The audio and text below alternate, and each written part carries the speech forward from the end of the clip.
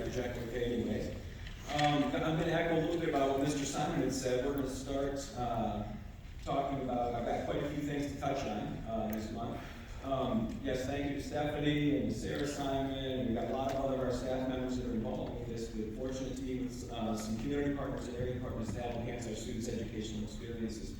Camp Nuevo, Scott Farms, the Flying Classroom from Florida came up. I know we've had some staff members that went down there. It didn't cost us a penny last summer, and we're involved in a lot of immersive activities. We've got some people in here on our staff that actually got to fly an airplane that had never done anything like that before. Nature events, just lots of things that we're going to be able to bring to our students, which is pretty cool in the STEAM opportunities. One thing I can't say publicly yet necessarily, but I'll give a hint. One of them involves probably the coolest STEAM lab, maybe like Mr. Simon said, nationally. It may or may not be a floating lab. So it's something that's pretty interesting. We've got a lot of water opportunities, we've got a lot of people, and we've got a lot of community partners that are willing to pitch in and do this. So yeah, it's exciting. It's exciting. We've got a lot of people in this district that are visionary and they want to see things happen for our students. We've got a lot of students in visionary. I love the fact that you're going down to the elementary school. I know we talked about that last month. So thank you for doing that. That's really cool. Really cool. Very proud of you. So thank you for doing that. Also, to follow up, Mr. Simon had mentioned the marching band. We got first at Campbellville, second at Sparta, best marching, best music, best percussion, and best color. That's as good as you can get. And for those of you who have had a chance to see them and hear them in action, there's a difference. They are crisp, they are sharp, they are on point. I'm a music guy, I'm not necessarily a marching band aficionado by any means, but they sound different to me. And it's pretty cool. And the confidence on our students' faces and the way they interact and the way they support each other, lift each other up is also very, very impressive. So yes, thank you, Mr. Young, and all of our music staff that are helping with that. Staying with extracurriculars, fall athletics will be beginning to wrap up soon. It is mid-October. I know in mid-September we actually were 10% of the way through our school year. We're probably close to 15% already, which is hard to believe. Best of luck to all our student athletes and coaches as we move forward. Lots of field trips have happened so far this year at our different schools. So a big thank you to the Fremont Area Community Foundation, who has allowed us to take some trips and do some things that we wouldn't normally be able to take. So thank you to them. I will be in Lansing on Wednesday with some of our other staff members at a Future Educators Conference. And this is all part of the Grow Your Own movement across Michigan to get people, there's a shortage in teachers, there's a shortage in educators. It can be a challenging profession to get into at times. And so we're really working to enhance that opportunity and give our students an opportunity to participate here through the NC Research, one of their programs at the Career Tech Center. I think Mr. Brown's back there actually. So we got about 15-ish students, I think, that are in both the elementary school, the primary center, our preschool, and their middle school.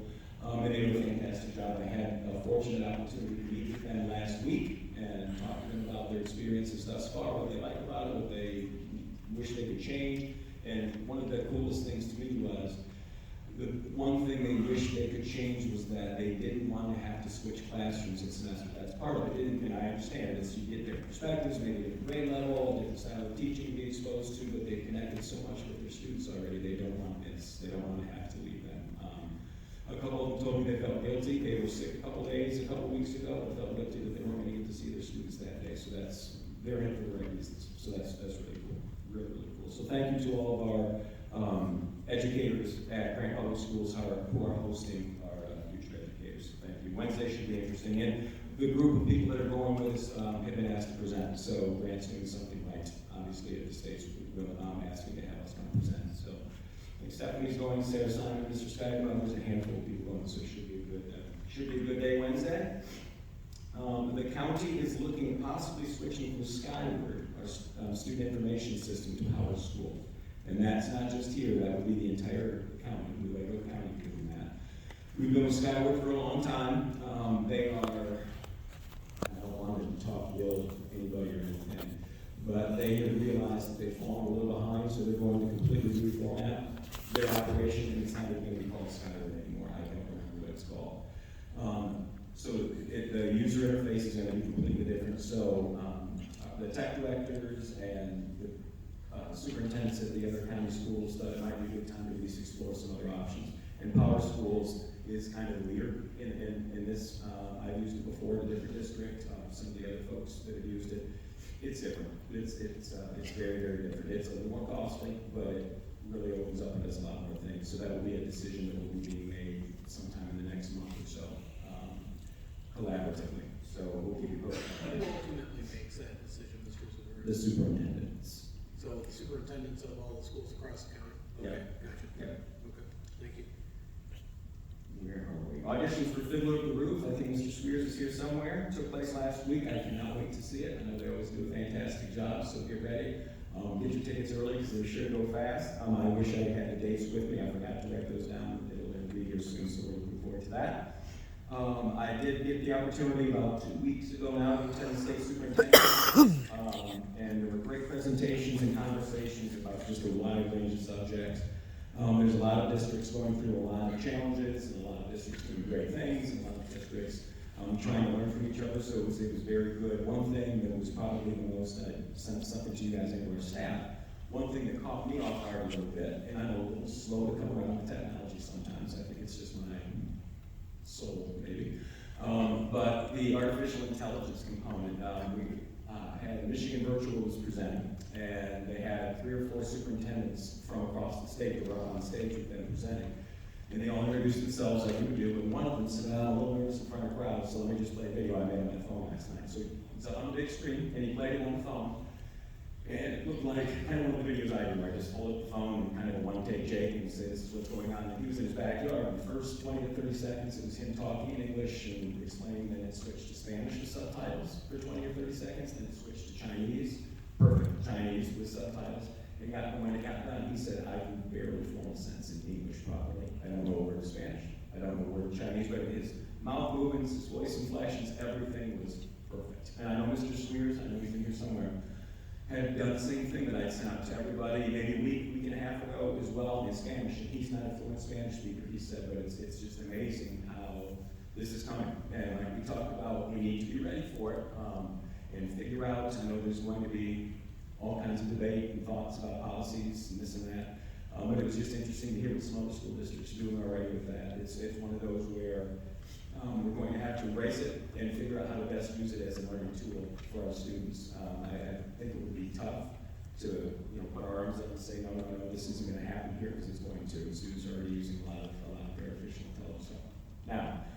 So we need to figure out the best way to make it a tool. But it's amazing. It's amazing to me. Again, I'm a little slow around. I didn't have email the first year too when I was working at a university. And my athletic records, that's all right, I probably won't stay anyway. So I've come around to email at least, but it's coming. So it'll be interesting. So more to come on that. And just one last thing I wanted to talk about was as a community and as a district, I jotted down a word here. This is the old coach in me, I guess. We've been going through some adversity. Okay, we've been going through some adversity. And that's something that I think every human being faces from time to time, whether it is personal, whether it's professional, whether it's something with family, whether it's something with friends, whatever it may be. We've been going through some adversity as a group. And one thing I just wanted to remind everybody, it's okay not to agree on things. That happens. If we just want to remember to remain civil. We want to remain civil. Just because we don't agree on something doesn't mean we're sworn enemies forever. One thing that hit me a little bit when we got the flags out and said the Pledge of Allegiance were the last 6 words, with liberty and justice for all. Everybody here says that at every meeting, and I know we mean it. Sometimes I've said that pledge probably since kindergarten, I don't know, a few times, thousands and thousands of times. And when I really sit and think about the words and what they mean and how they pertain to what we're trying to do as educators, what we're trying to do as a district, we want to make sure that we adhere to that. One thing we tell our students a lot is emotions are never wrong, but how you can express them can be. That's one thing that my old coach told me a long time ago. Emotions are never wrong, but how you can express them can be. Or don't let circumstances dictate your behavior. And so that's one thing that I've really, really been working on. There's been times over the course of my life where something has happened to me and I've gotten quite upset about it. And especially when I was coaching and playing, that was quite a few years ago, but I guarantee there were times that I reacted emotionally to things. Looking back at that, I regret it. and I'm sorry for it. When I was coaching college basketball, there were times I would drive home at night and think to myself, I can't believe I said that to a 20-year-old boy, young man, out of anger and frustration that they weren't doing exactly what I thought they should be doing. So I just want to make sure that as a community and as a board and as an educational entity and as a district that we are doing the right things and not letting our emotions get the best of us. Another old coach, Chuck Daly, who used to coach the Pistons, he had a saying, get past mad. We got to get past mad. And I think we're getting there. We just want to make sure we continue to do that. One thing we always talk to our students about, too, or I do anyways, and I've been fortunate to speak and been asked to speak at different schools, universities, and camps and organizations. Three big things with us are trust, value, and appreciation. And I think all of our administrators have heard us talk about that before. Trust, value, and appreciation are huge things, especially in education with students. Adult to adult, adult to student, student to adult. We need to make sure that we're living that. Honestly, being able to judge yourself, we talked about this, I think, at the beginning of this school year with our staff, having honest self-reflection is a good thing. Honest self-reflection is a good thing. It's not an easy thing. It is not an easy thing, especially professionally. And I joked with our staff, I think it was this year, my years were running together, that I am not afraid to dance. I'll bring it. Not that I'm a good dancer, but I'm going to bring it, so you better give me a little space, because I'm going to be bringing it if the Spirit hits me. So I don't have to necessarily think and reflect on, I'm not a very good dancer, I shouldn't do this.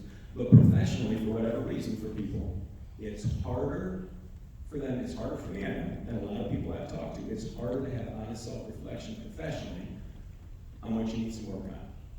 And so, trying to reflect on it, I feel like, and you guys correct me if I'm wrong, I feel like I'm one of the more optimistic human beings on earth.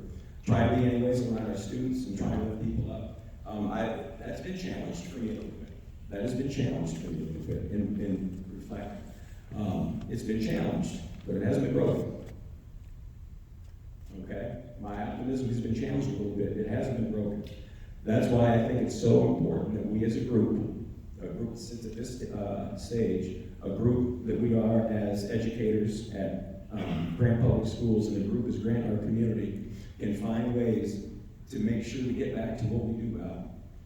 Get back to what we do well. We said this way back in November, December, almost a year ago. We're better than this.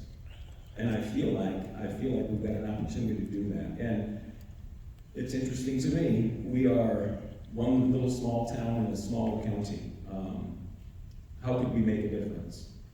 Well, we can set an example for how we can work through things together.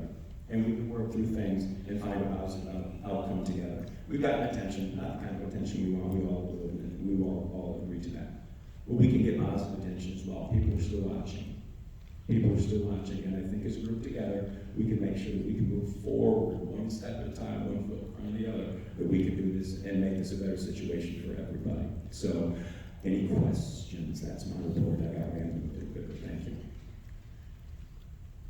Well, thank you for those remarks and comments, and thank you for everything that you have brought to our district and our community. I know I say, and I'm not alone in saying this, that you have brought a personal approach, a compassionate approach, a listening approach to the administration office. I feel like we have had some challenges in previous regimes about that very thing, about demonstrating that the students come first, that we care about our students, that we care about everyone that's associated with those students. And so thank you for that reminder, and thank you for everything that you've been doing. I do, when you were talking about switching gears a little bit, talking about the fall athletics, I do have to give a shout out to Brody Delmatter. The cross-country team had a huge invitational, maybe bigger than the state, final state meet at Portage. There are, I think, 15 or 16 heats that run all day. Thousands of people there. I want to say I heard something like 15,000 spectators come to see that. And Brody for our division took 26th place out of 50, which is just incredible. And those are all really fast paces. And he's on pace if he keeps at it, or he's looking at probably an invitation to the state finals. So that's a really important. Yep. He's always, if you see around here, boy with hair flopping running down the road, that's probably him. He's out all the time. I see him every day. So he does a great job. And that was, cold, rainy temperatures on the heels of Tuesday at White Cloud, one of the most insane courses, and like 90-degree weather. So it was a sight to see. Any other questions for Mr. Zimmer? Mr. Zimmer, I have got to ask, you said a couple of students got to fly an airplane? A couple of our staff. Or a couple of our staff? Yes. An actual airplane or a simulator? Oh no, they were in the sky over Miami and the ocean. So That's cool. Stephanie's here. She was one of them who got to go. Holly got to go. Yes. It's a pretty, the Flying Fashion is a very unique entity. They're global, and it's run by a gentleman, former military general, I think, don't quote me, colonel or general, high-ranking official, who now works for National Geographic, who travels all over the globe, and is trying to find ways to implement things he has done to get into the hands of students as opposed to just watching him do it on video. And so they had an immersive experience where Mr. Ross was there, I think. Yeah, there was quite a few. Mrs. Simon was there, Mr. Simon's wife, Mrs. Simon was there. They flew in, literally it was almost like you see in a movie where they get kidnapped, they pulled up in the van, and had windows though. They did have windows, and picked them up, and they had no idea what they were going to do with these windows. So lots of different places, they ended up at a bird hospital sanctuary, whatever it's called, helping release wild falcons and pelicans and things back into the wild. They got to fly a plane, did something on like a clipper ship, boat out on the ocean. So we had just lots of hands-on stuff and just very different, unique ways to learn math and science and teamwork, and just it's amazing. And so that's something we're really looking forward to continuing more there. They were here, a couple of their representatives were just here last Wednesday at Scott Farms. So I got to meet with them for a while, but regularly we met next month at another event in Michigan, so we're looking forward to seeing us again. Maybe they're biased, but they were saying that, well, if I'm wrong, Stephanie, that grants have been their favorite people that they've dealt with, just because of the enthusiasm and the energy that our staff can bring. So it's pretty cool. Very cool. I could add to that. I was the privilege of sitting in briefly for one of the initial conversations, with the direction, and that is a quality group of collaborators and reputable organizations, and working with Camp Nuevo opens up a lot of opportunities beyond what we're doing already. So there's some great opportunities there. I did have one quick question. Sorry, I forgot about it, and I'll come back to it real quick. In your superintendent's meeting, we were talking about AI and being prepared. I know oftentimes in those conversations, it doesn't just stay at the topic at hand. Were there other initiatives, observations, people that are kind of watching the future trends and seeing what's happening that were brought up in addition to AI that we should be thinking about or aware of? There were a ton of topics about just a lot of different things. You name it, everything from political things to educational things, you name it. But that was one that really just caught me by surprise. I was expecting most of the other ones, and didn't expect that, especially to the extent, I guess I just hadn't been up to speed that much on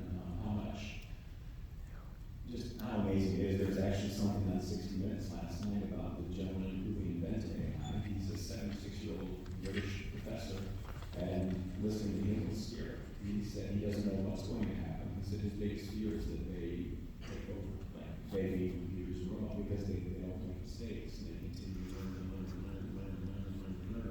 without any loss. So, and they have access to every byte of information that's ever been entered on the internet across From a school standpoint, I would say, some schools are doing various things. I've talked to a friend of mine who's a superintendent in another district, and their high school English teachers have decided, for now anyways, that they are not going to allow any typed papers anymore. It's going to be paper pencil, because they want the students to do their own thing. However, he also said those same teachers are using AI to create lesson plans, to create lessons. So it's like, but another school superintendent said their high school had decided, and again, I'm not an expert by any means, but I type into whatever the site is, write a paper on the assassination of Abraham Lincoln from John Will's food perspective that is 5,000 words, and it will be done in 12 seconds. But they did say it's not always perfect.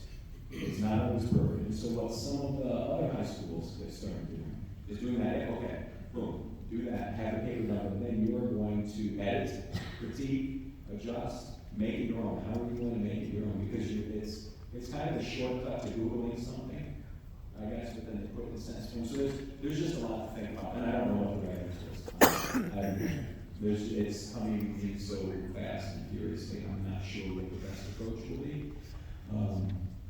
But it's coming, it's here. That's the thing, it's here. I remember, even last spring hearing from, colleagues that are college professors talking about, that with artwork, writing, any sort of assignments being turned in. So it's good to be aware, and I tend to lean towards the philosophy of, there's always a learning opportunity. Mm-hmm. You can act out of fear, and you can try to stick your head in the sand and pretend it doesn't exist, and then just, not deal with it. But the most effective, I think, educators and leaders are the ones that go, all right, well, here's a new, interesting problem to solve. Let's figure out creative ways to do it. Well, and it was even interesting talking to several of the superintendents there. They use AI to write all of their communications to their staff, communications to their board, communications to their community. They just say, they enter in the 6 things they want to talk about and say, I'm enthusiastic and boom. And I'm old, but I like that. I like to think, I like to try and find a word that matters and makes sense and makes people think a little bit, but it's interesting. It's very, very interesting. So there's at least one superintendent in this county that does that with all of this communication, which there's nothing wrong. Nothing wrong. He's more advanced than I am, I guess, with that. So, but it's coming, it's here. That is true, definitely. Yeah, I would imagine if AI can write my history paper for me, Right. AI can also check to see if AI wrote my history paper, right? Right. So, there's 2 sides to it, so, It's interesting. yeah, we're not gonna stop it, that's for sure.